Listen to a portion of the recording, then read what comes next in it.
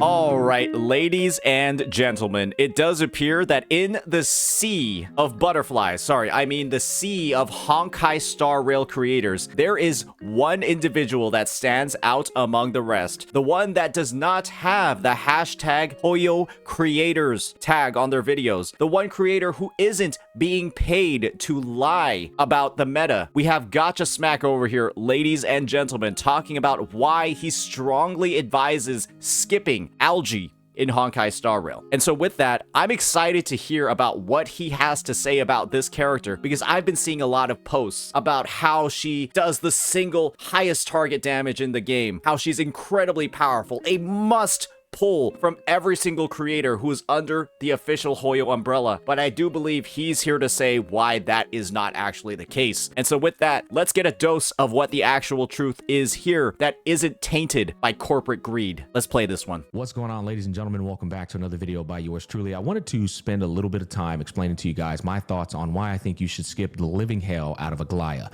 Now, if you're an Aglaea lover and you just want to pick her up because you like her, as usual, you're not the audience I'm talking to. The audience I'm talking to is the audience that has a finite amount of resources, that can't afford to pick up on every single banner. They don't have the extra money to spare, or maybe even the time, whatever the case may be. What pull should I make Smack the Herta or Aglaea or the Tribi that's coming right after her that's going to be broken? So I think this is a really good disclaimer to have at the start of any video where you're telling people not to pull. This is probably something that I'm going to steal. Not Honkai Star Rail content, but this whole disclaimer at the start, because I had so many annoying little kids on my Rosia video where I said that pulling her if you're free to play is going to break your account basically and set you back by a couple of months. People got really upset by that video, and I think that having this disclaimer at the start should hopefully filter out some of those idiots in the future. Going to be honest, I think that's going to happen. I'm talking to you guys. You want to make sure that you're using your resources quite wisely in the land of power creep known as HSR, where characters get power crept 2 patches later, and then some characters last much longer than others. Aglaea is one of those characters. After watching the early access of both Braxophone and Mr. Pokey, both of them did an exceptional job explaining the need to knows, the pros, the cons, and all that good stuff. I came to the immediate recognition that this character is just way too nitpicky, way too expensive, and all for you to do something that many other DPS are going to be able to do. Doesn't that literally sound like Rosia? Doesn't that literally sound like Rosia? Too expensive, needs 160 pulls, plus needs Camellia to work. Too nitpicky, needs 70 crit rate, average of 8.5% or above on your crit rate rolls on every piece to work with a crit damage forecast and actually function and do damage, and does something that other characters on the roster can do. Literally Sanhua Supermax with grouping. Well, would you looky here, folks? Would you looky here? At least Rosia's good in the overworld. I don't know what the fuck Aglaea does, to be honest. I don't think Aglaea even has the additional benefits that Rosia does, so maybe she's actually just worse. She is a dime a dozen DPS that just needs too many things to function properly. Her energy pool is 350. That is the highest energy pool in the entirety of the game. And what's interesting is often when you have a large energy pool on a character, the devs develop little intricacies inside of their kit that enable you to manage that energy pool successfully. I thought Argenti had the most, because bro has 2 ultimates. Bro has the baby dick ultimate and then the big donger, where he charges up 2 full bars for it. So Aglaea has more than Argenti. Argenti's is 180. Oh, good fucking god. Yeah, okay. So this is pull Sunday or go fuck yourself, the character. Aglaea is just pull Sunday or go fuck yourself, the character. Okay. Sunday ain't enough. It's Sunday and Huowo. So it's pull 2 limited characters or go fuck yourself, the character. Oh wait, that's every single character in Honkai Star Rail. I forgot. That's every character in Honkai Star Rail. She's actually not that different, guys. She's just more of the same. It's the same exact thing. In the case of Aglaea, that shit is pretty much nowhere to be found outside of her garment maker attacking and her technique going into battle. Still not enough. Basically, inside of her base kit, it's nowhere to be found, but inside of her pay-to-win kit, it's everywhere to be found. In fact, the signature light cone is going to enable you to meet speed thresholds so that she can go as many times as she needs to before her ult expires. That's, in a way, circumventing the energy funneling problem because she's swinging more times. Isn't that just Acheron? So it's just Acheron Supermax? It's like it's like Aggron with more problems. So you have problems getting your ultimate, and having the light cone makes your ultimate come faster. Her E1 quite literally gives her 20 energy every time she attacks and Garment Maker attacks. Again, killing the energy recharge issues. Gotcha smack. Get those pop-ups on the screen. Show what those E1s do. Just yoink it. Just yoink it from the fucking Brax or Pokevids and just put it on the screen. Oh, wait. Would he get DMCA'd for doing that? He can't? Oh, okay. Yeah, all right.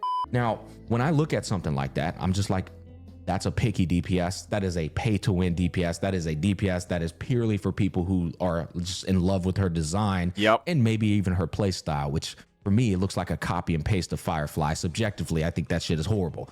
But apart from those things that I'm mentioning, there's even more problems or like requirements for this character to function. The speed threshold, you're going to have to make sure that that's faster than Sunday, right? Sunday, 160 speed. She needs to be faster than him, 161 speed. Why does the DPS need 161 speed? Why would a DPS need 161 speed? Are you even building crit stats on her at that point? Okay, well, this character already sounds like a fucking disaster. But guess what? I bet she's going to be broken. 61 speed in order for that shit to work out properly. Or Mr. Pokey and the other people that have been pitching that your Sunday's 134 speed and she is double that speed, which again requires you getting her over 160 something speed. And she only has 102 base. So it's like basically pick up the signature light cone or fuck off, buddy. I love it. No Sig, go fuck yourself. Same with Sunday. Hey, Sunday, no Sig, go fuck yourself. No Sunday, go fuck yourself. Pick up the signature light cone or fuck off, buddy. It's like so many different things, right? And then there's another problem. The other problem is you don't have Sunday. Oh, well, yeah, skip Aglaea because she's not going to feel good. It's basically like every single character in this game, obviously, in this pay to win gacha game, they're inferior if you don't have their Sig, right? But there's different levels, like there's different gaps of inferiority. Aglaea, if you don't have her pieces, she's just going to feel so ass. And what's unfortunate about that is you, the guy who picks her up because you like her, you're gonna have the E0 S0 Aglaea, and then a new DPS is gonna come out 2 patches later, 3 patches later, who knows? Casterus, right? Her baseline and the utility and tools necessary in order for her to function at E0 S0 are going to be way easier than Aglaea's. Well, that's where you're wrong, Gotcha Smack. That's where I think you're going to be wrong. Why don't they just go ahead and make every fucking future DPS unplayable unless they have their light cone? I think that's the next level. I think that what the Honkai Star Rail devs should do to just seal the fucking fate of the game is make the light cone so stupidly specific and broken that the character like is actually unplayable dog shit without the light cone, but then once they get the light cone, they are like tier 0 god. I think that they should just do that. Tier 0 god with the light cone, unplayable dog shit without it. And I think once you get there, then this game should just die. Then this game should just fucking die. Who's even playable without their light cone nowadays? Who's even playable without their light cone? I feel like Firefly's alright. I think Fei Zhao is okay. It's like Fei Zhao and Firefly and the Herda are okay, right? Ranmei's better on a fucking 4-star, let's be honest. Fei Zhao with like Dr. Ratios is fine, right? Is Fei Zhao dog shit with Dr. Ratios? Because God knows nobody's using fucking Dr. Ratio anymore. Yeah, a lot of people got baited into pulling Dr. Ratio's light cone. I pulled it. Go fuck yourself, Sarah. And you're going to be pissed off. You're going to be like, what if I just got this character? What's wild about all of this is I haven't even mentioned the context of this character. The context of this character is actually, it's horrible. You just probably, more than likely, secured the Herta, right? The Herta is way more free to play friendly than Aglaea. You only need 4-star erudition units like Serval or her robot version of herself, 4-star Herta, Himiko, who is a standard banner character you can get for free through the selector, or Jade. You might have already picked her, and if you didn't, again, it's not that big of a deal. The 4 stars hold it down for the Herta. It's insane. But Aglaea, on the other hand, no Sunday, no Scooby-Doo. Ooh, that's a mid-ass Aglaea. Aglaea ain't gonna feel too good. But I guess this is the thing, right? Aglaea with Quowo and Sunday should outperform the Herda. No, not really. Why did they even design this fucking character then? Is this character just made for stupid people? It is? Okay, whatever. Well, now they're just preying on like the lower intelligence people in the populace. And I mean, that's kind of like a fucked up thing to do, right? Like your business is now catered around abusing stupid people. Your business is now like just catered around preying on the mentally deficient. Now I see the reason for the greedy and stupid posts. Now I see the reason. So that's the problem with her. It's the fact that she just needs so many things and she's a dime a dozen DPS. It's like, well, and then most importantly, right after her is Tribby. At the same time as her is Robin. Two very like paramount support units that are just like, they're 100% going to be utilized on pretty much every character on your account, especially the meta that we're stepping into, known as these remembrance meta. He's right? We know that Tribby is going to be a support. We know that Tribby is going to be a support, and you have to pull the supports in this game. Otherwise, hey, we already saw with Sunday, right? If you didn't pull Sunday, go fuck yourself on the new banner. If you don't pull Tribby, it's probably going to be like, just don't even pull for the rest of the 3.0 version. If you don't pull Tribby, you might as well not pull for the rest of the 3.0 version. Just give up on the game. Just give up on the end game. That's probably what's going to happen. Let's be honest here. Just give up on the rest of the version. Go play story mode. Maybe that's why they made the story so long. It's so that players have something to do in case they are greedy and stupid and fail to pull Tribby. They can just play the story for the rest of the year instead. I think that might be the solution. That's why the story is so long in 3.0. They're going to be better DPS coming out down the line that are going to just outshine Aglaea. All that said, if you invest in Aglaea properly, if you're a sweaty, try-hard meta slave, you're going to be able to make your Aglaea pop off. In fact, when she comes out, surprise, the new shiny toy is definitely going to be meta. But at what cost, right? You're going to pick up this Aglaea and potentially skip out on a Tribby? Brother, let me tell you something. Tribby? I know, if you don't like them little shrimps, I got bad news for you, buddy. That little shrimp's gonna be fucking cracked, okay? Just saying. I'm just saying. You do what you want to do, but if I had to shoot it to you straight, if I was the doctor you came to on your illness, I would straight up tell you, buddy, listen here. You got to put that Aglaea down. All right, don't worry about her. Skip the shit out of her. It's like pulling Nahida. Yes, I don't want this fucking little green fruitcake on my roster, but she's so broken that you have to pull her. She's so fucking broken you have to pull her. Yeah, I remember those days. Aren't you glad that Rosia is such an easy skip? Skip the shit out of her. Save those resources for the next patch. Trust me, you'll thank me later. Put it this way, I just had a good idea.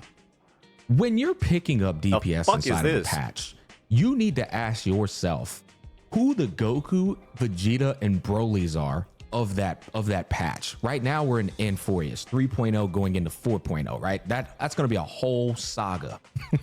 During that saga, you need to ask yourself, is my DPS Goku, Vegeta, or Broly, or is my DPS Yamcha, Tien, and fucking Krillin?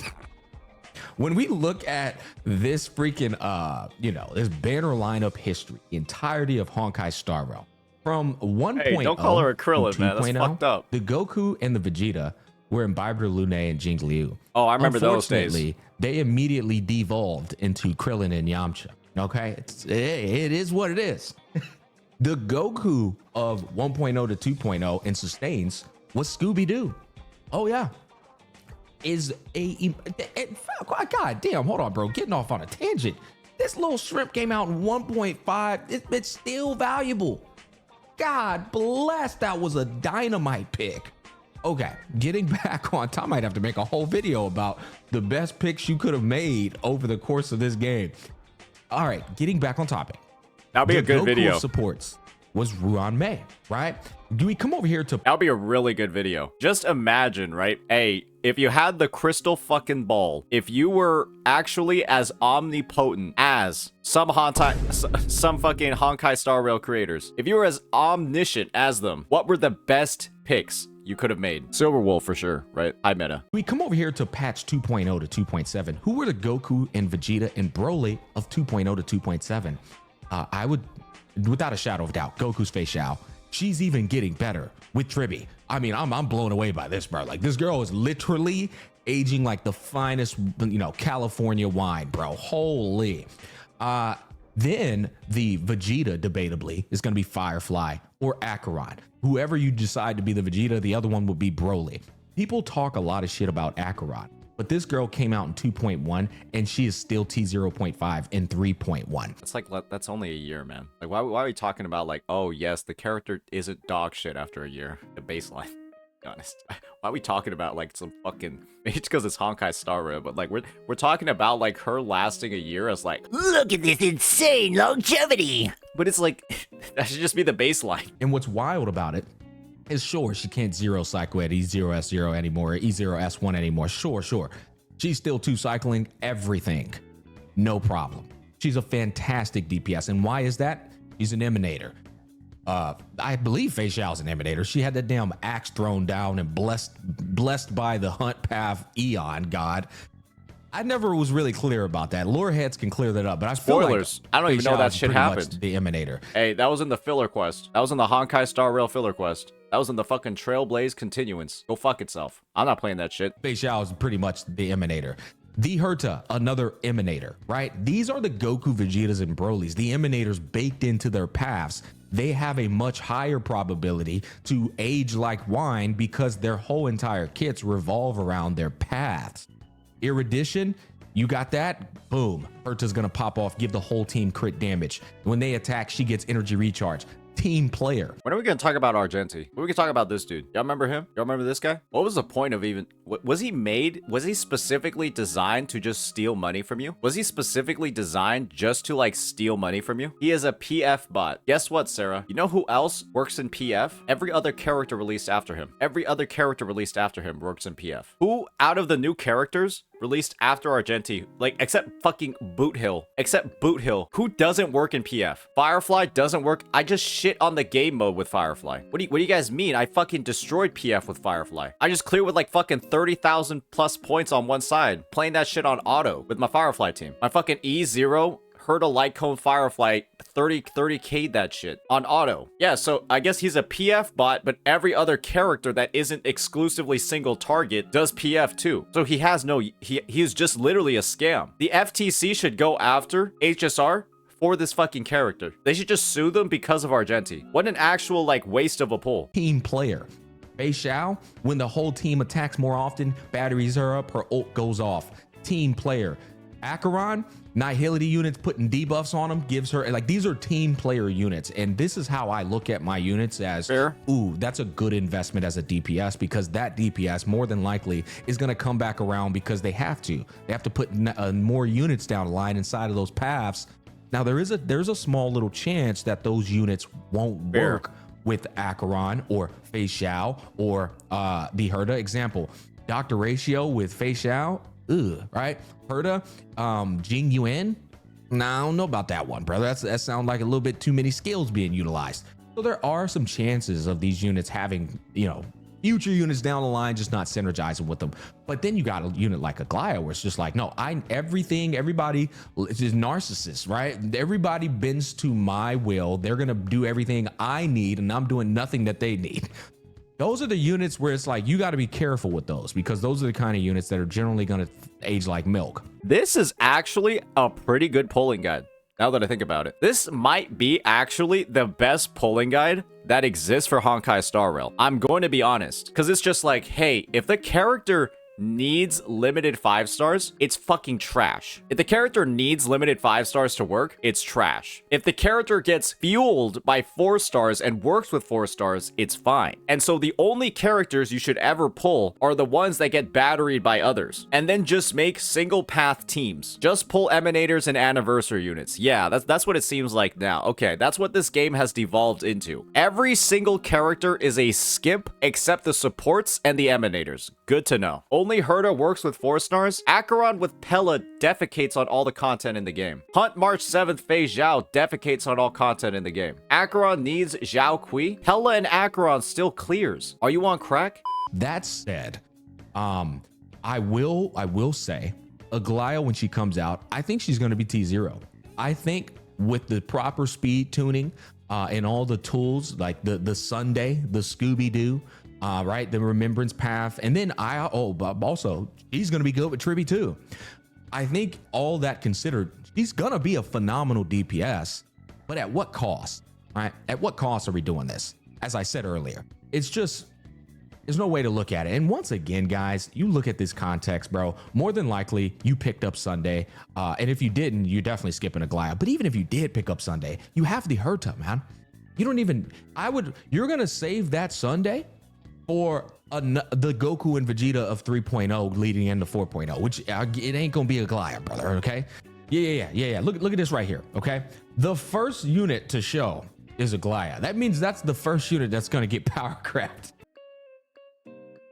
Honestly, somebody should make a video where it's just like, you just start like Xing them out. You put like the bloody knife on the portrait and you just predict which characters are going to suck balls within the next version. She's cooked. I think she's going to be safe. I think he's cooked. I think he's completely cooked 1000%. Where's My Day? Yeah, he can go fuck himself too. Binon or like Binon. Hey, it's just, you never know. Okay, when we take a look at this beautiful artwork of all these Chrysos heirs, you know these units are going to be better than Aglaea. Mighty Most, I think he's a skip. Even though I'm picking him up, I think he's going to be another Blade all over again. He's just for the freaking people who love the Giga Chads and stuff. But bro's about to get skipped as well, right? These units aren't the ones that are really going to pop off. She's probably going to be cracked. She's probably going to be a fun unit. I don't know if she's going to be cracked or not. Maybe she will. Maybe she won't. I guarantee you Castris is going to be disgusting. This guy, he might have a bit of a plot armor due to who he is. That is absolutely March 7th. No doubt about it. That bitch is going to be the Goku. I'm going to tell you right now, this will be the Goku. She's going to shit on Castris. She's going to shit on everybody. I guarantee nobody will convince me that that's not March 7th right there. I mean, it's a fucking black silhouette. Actually, I think that is Himiko. I actually think that's the conductor. That's Pom Pom. That's Pom Pom's human form. That is the Goku, and that's the DPS you want to bank on 100%. And I don't know who that is. Probably going to be better than all the other characters. And what we got, Sam 2.0 coming over here. 5 flops. That's Duke Inferno. The Annihilated Gang is back, ladies and gentlemen. That is actually Duke Inferno. Build your hype. Get your hype, ladies and gentlemen. 5 flops. Good riddance. You get my point, guys. I'm just trying to bring y'all back down to earth. This is, I think that's Alicia probably. You are, once again, this is where you're not going to like what I'm saying here. This is where Mr. Pokey was right. This is where you could potentially be greedy and stupid if you pick up Aglaea, okay? Hey, I know it's a meme at this point, but in this regard, this is kind of what he was referencing. It's like there's gonna be broken units down the line and you're fixating on the shiniest toy because it's right there in the hype, the FOMO phase, the pressure phase. Skip this bitch and you'll thank me later. That's gonna wrap up all of my thoughts, okay? Hey, at the end of the day, just recommendations from a content creator, but hey, I ain't shit, all right? I ain't shit but a bag of chips. This is the thing, though, on that take. You might be greedy and stupid if you do decide to pull on Aglaea's banner, but let's think about it this way, ladies and gentlemen. Why do the devs have to design the characters and the kits in a way that makes pulling them a greedy and stupid decision? I think that should be the topic that's focused on. Why do the devs feel the need to let players be greedy and stupid? To make more money. To make more money. Let's just read what Tribby does real quick. Enables all member sprites on the field to immediately take action again after their next action. This is the MOC buff. That's the MOC buff for Aglaea. These devs can go fuck themselves. Yeah, these devs can go fuck themselves. That's like literally like get a Huo ultimate at the start of each cycle. Get a fucking Sunday. Get a fucking Sunday skill on every memo sprite at the start of each cycle. What? Yeah, guys. Good luck with your fucking blade. Good luck with your fucking blade, guys. Without Sunday or Huo, she is struggling to 3-star with that buff. Yeah, okay. Hey, I hope you don't like Aglaea. And if you like Aglaea, I hope you have Sunday and Huo. Because if you like Aglaea and you don't have those characters, go fuck yourself. I think that this was an amazing video by Gotcha Smack. I think that this might actually be one of the best pull guides for Honkai Star Rail I have ever seen. And I think he got to the root of the matter, right? So many characters in this game are designed like horseshit, and you just have to, like, I guess, use the advisory of content creators, use the advisory of people who are actually, you know, being genuine about their analysis of kits and not calling every character a must pull to not actively grief your account. Because let's be honest here, there's a financial interest for a lot of creators to just say that the next character is going to be fucking broken and going to be the best character ever. And, you know, you need more creators like Smack in the space who are going to give you the facts, right? The truth of the matter, and just let you know when somebody fucking sucks. And just tell it to you straight that a character sucks ass. And that if you don't have all of the ingredients needed to make their pie, and it's a very select list of ingredients, they're gonna be useless. And I think that's the truth of the matter when it comes to Aglaea. And I'm glad that he's I'm not glad that he's the only content creator talking about it. I'm glad that there is a content creator talking about it, because the rest of the people in the space are just gonna say how broken she is. Let me know what you all think. Peace out.